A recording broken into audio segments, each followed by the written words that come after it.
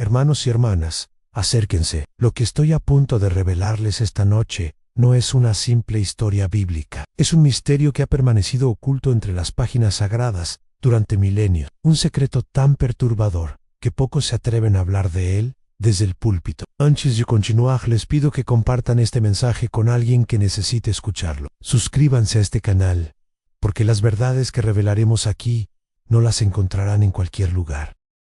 Activen la campanita, porque cada semana desentrañaremos los misterios más profundos de las Escrituras. Ahora sí, permítanme llevarlos a Jerusalén, al año 950 a.C. La ciudad resplandece bajo el sol del mediodía. Las calles hierven de actividad. Mercaderes gritan sus ofertas. Niños corren entre las columnas. Pero hay un lugar donde reina el silencio absoluto. Un lugar donde hasta el viento parece detenerse por respeto. El templo de Salomón. Imaginen por un momento esas puertas colosales de madera de cedro, revestidas en oro puro, tan pesadas que se necesitan 12 hombres para moverlas, tan imponentes que hasta los reyes extranjeros tiemblan al cruzarlas. Pero no es el oro lo que provoca ese temor, es lo que se esconde detrás. El rey Salomón, el hombre más sabio que jamás haya caminado sobre la tierra, se encuentra solo en sus aposentos privados. No está rodeado de sus 700 esposas, ni de sus 300 concubinas. No está sentado en su trono de marfil dando juicios. Está de rodillas, sus manos tiemblan. Su rostro, generalmente sereno, está pálido como la cera, y en sus labios, una oración que nadie más debe escuchar. ¿Qué podría aterrorizar al hombre más poderoso del mundo antiguo? ¿Qué secreto pesaba tanto en su corazón que ni toda su sabiduría podía aliviar? La respuesta, queridos hermanos, está escrita en el primer libro de los Reyes, pero hay que saber leer entre líneas. Hay que descifrar lo que los escribas no se atrevieron a decir claramente. Salomón no solo construyó el templo más magnífico de la historia, también cometió un pecado tan grave que Dios mismo le prometió destruir su reino, pero no de inmediato. No durante su vida. La maldición caería sobre sus hijos, sobre sus nietos, sobre generaciones futuras que ni siquiera habían nacido. Escuchen bien lo que dice la Escritura. Y ustedes, si tienen su Biblia cerca, ábrala en Reyes capítulo 11. Léanlo conmigo. Salomón amó a muchas mujeres extranjeras, a moabitas, amonitas, edomitas, sidonias e hititas, pueblos de los cuales el Señor había dicho a los israelitas: no os llegaréis a ellas ni ellas a vosotros, porque ciertamente harán inclinar vuestros corazones tras sus dioses. Pero Salomón no solo se casó con ellas, les construyó altares, quemó incienso a Astoret, la diosa abominable de los sidonios, levantó un santuario a Quemos, el horror de Moab, edificó un lugar alto para Moloc, la detestable deidad de los amonitas. ¿Y saben dónde construyó estos altares profanos? En el monte que está frente a Jerusalén. Desde las ventanas del templo del Dios verdadero, se podía ver el humo de los sacrificios paganos subiendo al cielo, el humo de niños quemados vivos. Hermanos, dejen que eso penetre en su mente. El hombre que escribió Proverbios, Eclesiastés y el Cantar de los Cantares. El hombre a quien Dios se apareció 2 veces. El hombre que le pidió sabiduría en lugar de riquezas. Ese mismo hombre terminó su vida adorando demonios. ¿Cómo es posible? ¿Cómo puede caer tan bajo el más sabio de los hombres? La respuesta es escalofriante. Y está ahí, en el versículo 4. Cuando Salomón envejeció, sus mujeres inclinaron su corazón tras dioses ajenos, y su corazón no era perfecto con el Señor su Dios, como el corazón de su padre David. No fue un proceso súbito, fue gradual, lento, casi imperceptible. Una concesión aquí, una excepción allá, un compromiso pequeño, una justificación aparentemente razonable. Al principio, Salomón simplemente permitió que sus esposas extranjeras mantuvieran sus costumbres religiosas. Era un gesto diplomático, les decía a sus consejeros, una forma de mantener la paz entre las naciones, una muestra de tolerancia y respeto cultural. Pero el pecado nunca se queda quieto. Siempre crece, siempre se expande, siempre reclama más territorio. Después de permitirles adorar, Salomón comenzó a acompañarlas a sus ceremonias. Solo como observador se justificaba, solo para mostrar respeto, solo para entender sus tradiciones. Luego comenzó a participar, solo externamente, se decía a sí mismo, solo moviendo los labios. Su corazón seguía perteneciendo al Dios de Israel, pero el corazón es engañoso, más que todas las cosas, y perverso. ¿Quién lo conocerá? Una noche, durante una ceremonia a Astoret, algo cambió dentro de Salomón. Los tambores retumbaban, el incienso embriagaba sus sentidos, las danzantes se movían en círculos hipnóticos, y por primera vez sintió algo, una presencia, una respuesta, algo que interpretó como poder. No era el poder de Dios, era otra cosa, algo frío, algo oscuro, pero innegablemente real. Desde esa noche, Salomón comenzó a buscar esa sensación nuevamente. Participó en más ceremonias, estudió los rituales paganos con la misma intensidad con que antes había estudiado la ley de Moisés. Y cuanto más se adentraba en ese mundo, más se alejaba de la presencia del Dios verdadero. Hay un detalle perturbador que pocos notan. El capítulo 11 de Reyes menciona que Salomón construyó lugares altos para los dioses paganos. ¿Pero con qué dinero? ¿Con qué recursos? Con los mismos que debían mantenerse para el templo del Señor, con los tesoros que su padre David había dedicado exclusivamente para la adoración al Dios de Israel. Salomón estaba robándole a Dios para financiar la adoración a demonios. Y hay algo aún más oscuro. El versículo 7 dice que Salomón edificó un lugar alto a Moloc en el monte que está frente a Jerusalén, a Moloc, el dios que exigía sacrificios humanos, el dios cuyo vientre de bronce se calentaba al rojo vivo, mientras los niños eran colocados en sus brazos extendidos para ser quemados vivos. ¿Llegó Salomón a participar en esos sacrificios? La Biblia no lo dice explícitamente, pero tampoco lo niega. Y ese silencio es aterrador. Lo que sí sabemos es esto. Dios se apareció a Salomón y le dijo, por cuanto ha habido esto en ti, y no has guardado mi pacto y mis estatutos que yo te mandé, romperé de ti el reino y lo entregaré a tu siervo. Sin embargo, no lo haré en tus días, por amor a David tu padre, lo romperé de la mano de tu hijo. Piensen en la ironía cruel de esa sentencia. Salomón no sufriría las consecuencias de su pecado. Sus hijos sí, sus nietos sí. Generaciones enteras pagarían por sus decisiones. Y así fue cuando Salomón murió. Su hijo Robom subió al trono, y de inmediato, el reino que David había unificado y Salomón había glorificado, se dividió en dos. 10 tribus se separaron. Jerusalén quedó aislada. Las guerras civiles se volvieron constantes, y eventualmente, ambos reinos fueron destruidos. El del norte por Asiria, el del sur por Babilonia. Todo porque un hombre sabio pensó que podía jugar con el pecado sin sufrir consecuencias. Hermanos, ¿por qué les cuento esta historia? ¿Por qué les revelo estos detalles oscuros de la vida de Salomón? Porque vivimos en una época que se parece mucho a los últimos años de este rey. Una época donde la tolerancia se ha convertido en indiferencia, donde la apertura mental se ha transformado en vacío espiritual, donde pensamos que podemos mezclar la fe verdadera con las filosofías del mundo sin sufrir daño. No, save on.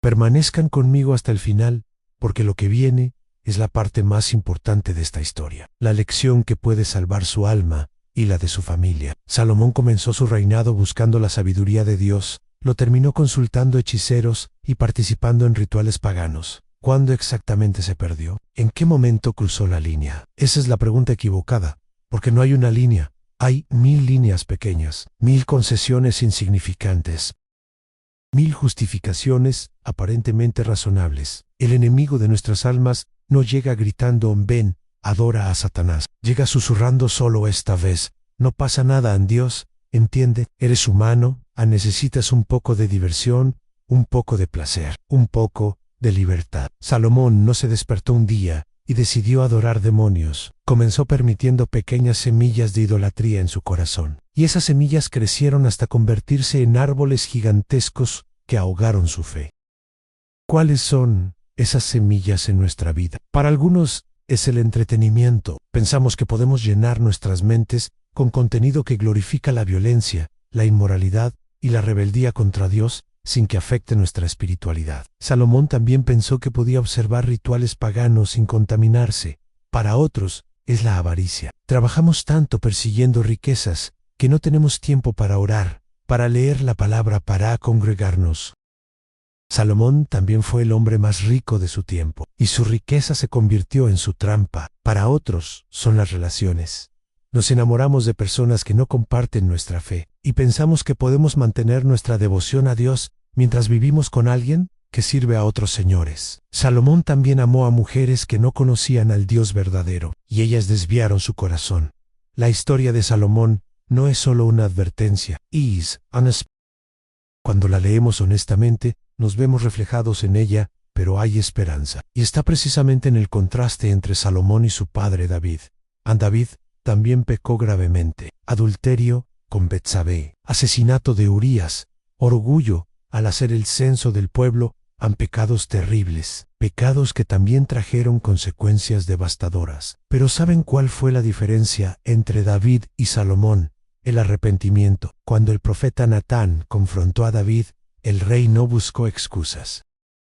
No justificó sus acciones, no minimizó su pecado. Cayó de rodillas y clamó: he pecado contra el Señor contra ti solo he pecado, y he hecho lo malo delante de tus ojos. David escribió el Salmo 51, un salmo de arrepentimiento tan profundo, tan genuino, tan desgarrador, que todavía hoy nos conmueve hasta las lágrimas. Crea en mí, oh Dios, un corazón limpio, y renueva un espíritu recto dentro de mí, no me eches de delante de ti, y no quites de mí tu Santo Espíritu. Y Salomón, no hay registro de arrepentimiento, no hay salmo de contrición, no hay confesión pública, solo silencio, un silencio que grita culpa y orgullo. Esa es la diferencia entre un hombre según el corazón de Dios y un hombre según su propia sabiduría. No es que uno no peque, es que uno se arrepiente y el otro se endurece. Hermanos, si algo están aprendiendo hoy, que sea esto: a la sabiduría sin humildad es peligrosa. El conocimiento sin arrepentimiento es destructivo. El poder sin rendición a Dios es un camino directo a la perdición. Salomón conocía toda la ley, podía citar las escrituras de memoria, entendía los misterios de la creación, pero todo ese conocimiento no sirvió de nada cuando su corazón se apartó de Dios. Y aquí viene la parte más perturbadora de toda esta historia, algo que me hace temblar cada vez que lo considero. El libro de Eclesiastés, escrito por Salomón en su vejez, es uno de los libros más pesimistas de toda la Biblia. Vanidad de vanidades, todo es vanidad. ¿Qué provecho tiene el hombre de todo su trabajo con que se afana debajo del sol? Lean ese libro completo y sentirán la desesperación de un hombre que lo tuvo todo y descubrió que nada de eso importaba. Un hombre que alcanzó las cúspides del éxito, la riqueza, el placer y la sabiduría, solo para darse cuenta de que todo era humo vaporna con sustancia real. Pero ¿saben qué es lo más trágico? Incluso en ese libro, escrito al final de su vida, cuando Salomón ya había experimentado el vacío de la idolatría, hay solo un atisbo de arrepentimiento real. El final del libro dice: teme a Dios y guarda sus mandamientos, porque esto es el todo del hombre. Es como si en sus últimos días Salomón vislumbrara la verdad que había abandonado, pero nunca hay un registro de que volviera completamente a Dios. Nunca hay un momento donde destruya los altares que construyó. Nunca hay una renovación del pacto como la que hizo su padre David. Y eso, hermanos, es lo más aterrador de todo. Es posible saber la verdad, enseñar la verdad, incluso escribir sobre la verdad, y aún así vivir en rebelión contra ella. Hay personas sentadas en las iglesias cada domingo que podrían dar clases de teología, pero sus corazones están tan lejos de Dios como los altares paganos que Salomón construyó en el monte frente a Jerusalén. Ahora, tomen un momento y háganme un favor. Dejen un comentario abajo diciéndome qué parte de la vida de Salomón los ha impactado más. ¿Se identifican con alguna de sus luchas? Me encantaría leer sus reflexiones y orar por ustedes. Porque esta historia no termina con Salomón. Continúa con nosotros. Cada día tomamos decisiones. Pequeñas decisiones que parecen insignificantes, pero que van formando el camino de nuestra vida. ¿Vamos a seguir el camino de Salomón, permitiendo que las concesiones graduales nos alejen de Dios? ¿O vamos a seguir el camino de David, corriendo de vuelta a los brazos del Padre cada vez que caemos? Hay algo más que necesito decirles, y es crucial que lo entiendan. Los altares que Salomón construyó no fueron destruidos durante su vida. Permanecieron ahí, en el monte frente a Jerusalén, durante casi 300 años. Generación tras generación de israelitas crecieron viendo esos lugares altos, viendo el humo de los sacrificios paganos. Y poco a poco, esos altares se volvieron normales, inaceptables, han parte del paisaje. No fue sino hasta el rey Josías, siglos después, que finalmente alguien tuvo el valor de destruir esos lugares de abominación. ¿Qué altares están construyendo ustedes que sus hijos tendrán que destruir? ¿Qué pecados están normalizando que sus nietos tendrán que desaprender? ¿Qué concesiones están haciendo que marcarán a generaciones futuras? Porque el pecado no se queda confinado a una sola vida, se expande, se multiplica, infecta a familias enteras. Salomón pensó que sus decisiones solo lo afectaban a él, pero su hijo Roboam creció en un palacio donde la idolatría era aceptada, donde las esposas extranjeras tenían más influencia que los profetas de Dios, en donde la diplomacia política era más importante que la fidelidad al pacto. ¿Es sorpresa que Roboam fuera un rey necio, que tomara decisiones terribles que dividieron el reino? El veneno que Salomón introdujo en su familia produjo fruto amargo durante generaciones. Pero aquí está la buena noticia, hermanos. Aquí está el Evangelio, en medio de esta historia oscura. Dios le dijo a Salomón: no romperé todo el reino. Daré una tribu a tu hijo, por amor a David mi siervo, y por amor a Jerusalén, la cual yo he elegido. Incluso en el juicio hay misericordia, incluso en la consecuencia hay esperanza. Incluso cuando cosechamos lo que sembramos, Dios preserva un remanente, y de esa tribu preservada, de ese linaje casi destruido por el pecado de Salomón, vendría el Mesías, en Jesucristo, el Hijo de David, el verdadero Rey de Israel. Donde Salomón falló, Cristo triunfó. Donde Salomón cedió a la tentación, Cristo resistió. Donde Salomón se rodeó de ídolos, Cristo destruyó el poder de los demonios.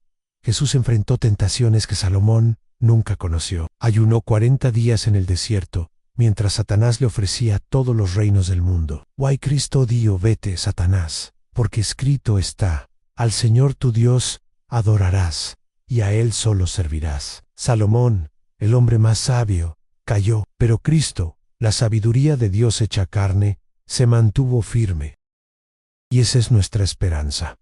No en nuestra sabiduría, no en nuestra fuerza, no en nuestra determinación de ser mejores, sino en Él, en Cristo, en su victoria, en su sacrificio, en su resurrección. La historia de Salomón nos muestra que tan bajo puede caer incluso el más grande. Pero la historia de Cristo nos muestra qué tan alto puede llevarnos Dios, incluso desde el lugar más bajo.